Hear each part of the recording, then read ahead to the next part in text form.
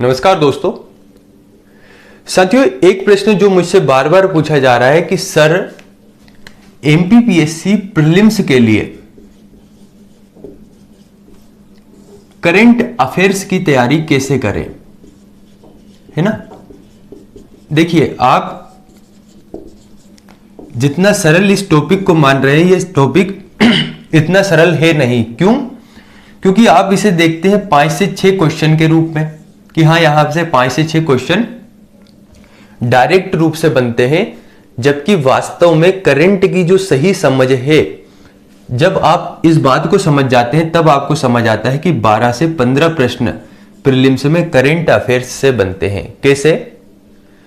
Current affairs से direct जो प्रश्न बनते हैं उनकी प्रकृति, उनका जो नेचर है वह तो हमें समझ आ जाती है, लेकिन जो प्रश्न ऐसे होते हैं कि वह लगते हैं कि किसी सब्जेक्ट से आए हुए हैं, लेकिन वास्तव में उन प्रश्न की जो प्रकृति होती है वह प्रकृति रहती है करंट अफेयर्स से। आप कहेंगे सर ये क्या बात हुई? उदाहरण के लिए जैसे मान लीजिए कि हाल ही में किसी नेशनल पार्क यानी कि राष्ट्रीय उद्यान की हम बात करें, किसी राष्ट्रीय उद्यान का नाम परिवर्तित किया गया। आपने इस नेशनल पार्क के बारे में ज्योग्राफी में पढ़ रखा था, है ना। भूगोल में आपने बहुत अच्छे तरीके से इस नेशनल पार्क के बारे में पढ़ा हुआ था, लेकिन इस नेशनल पार्क का नाम परिवर्तित किया गया और कुछ चेंजेस यहां पर किए गए, जिन्हें करंट अफेयर्स के जो सेगमेंट है उसमें रखा गया। वहां पर आपको वह चीजें मिलनी थी, लेकिन चूंकि आपने इस राष्ट्रीय उद्यान के बारे में ज्योग्राफी में पढ़ रखा था, तो आपने सोचा कि जब मैंने ज्योग्राफी में ये टॉपिक पढ़ ही लिया है तो अब मुझे इसके बारे में ज्यादा जानने की जरूरत नहीं है, और आपने करंट अफेयर्स में इस टॉपिक को छोड़ दिया। जैसे ही ये प्रश्न आपको एग्जाम में देखने को मिला, तो इस प्रश्न के बारे में आपने जैसे ही इसका आंसर लगाया, आपका आंसर गलत हो गया। अब इसके पीछे सबसे बड़ी वजह क्या थी? आपको लगा कि मैंने तो ज्योग्राफी में पढ़ा हुआ था, लेकिन मेरे से प्रश्न सोल्व नहीं हो रहा है। तो इसके पीछे क्या कारण रहा कि आप इसका सही आंसर नहीं लगा पाए? देखिए, बेशक ये प्रश्न था ज्योग्राफी का, लेकिन वास्तव में इस प्रश्न की प्रकृति थी करंट अफेयर्स से। क्यों? क्योंकि हाल ही में इसमें जो चेंजेस हुए वह कुछ नई चीजें थी जिन्हें हमें पढ़ना था करंट अफेयर्स में, लेकिन हमने करंट अफेयर्स में डिटेल में उसे पढ़ना उचित नहीं समझा। हमने लगा कि ज्योग्राफी में हम इसे पढ़ चुके हैं, और ऐसे ही जिस तरीके के मैंने अभी आपको प्रश्न बताए, ऐसे ही प्रश्न रहते हैं 7 से 8, जिन प्रश्नों को हम गलत कर देते हैं। कारण क्या रहता है? कारण यह रहता है कि हमें लगता है कि प्रश्न पूछे गए हैं किसी सब्जेक्ट से, जबकि उन प्रश्नों की जो प्रकृति रहती है वह रहती है करंट अफेयर्स से।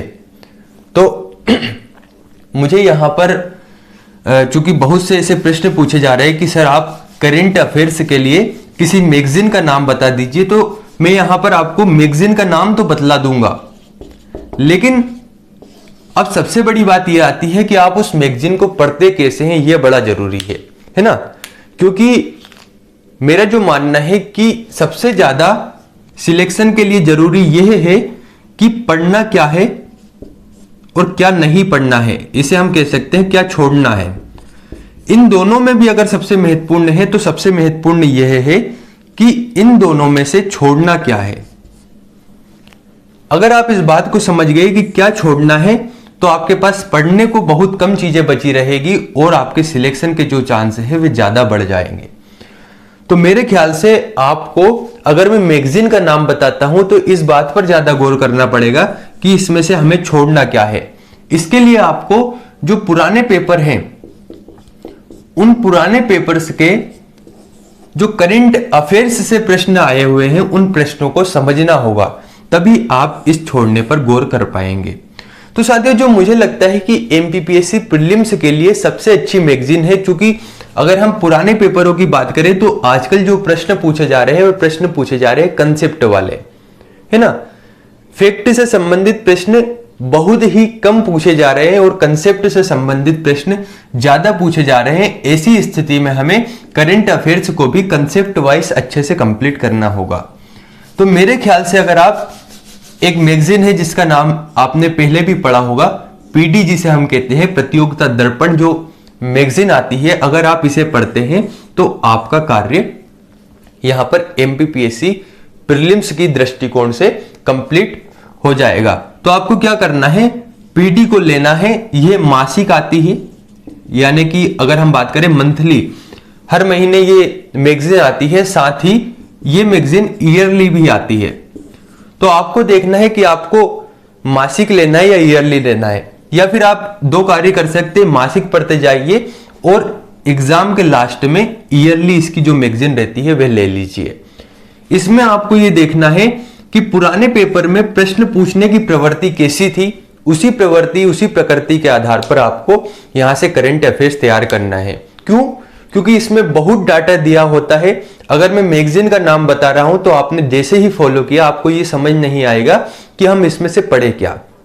इसलिए पुराने पेपर के जो करंट अफेयर्स से प्रश्न पूछे गए हैं उन प्रश्नों को समझिए।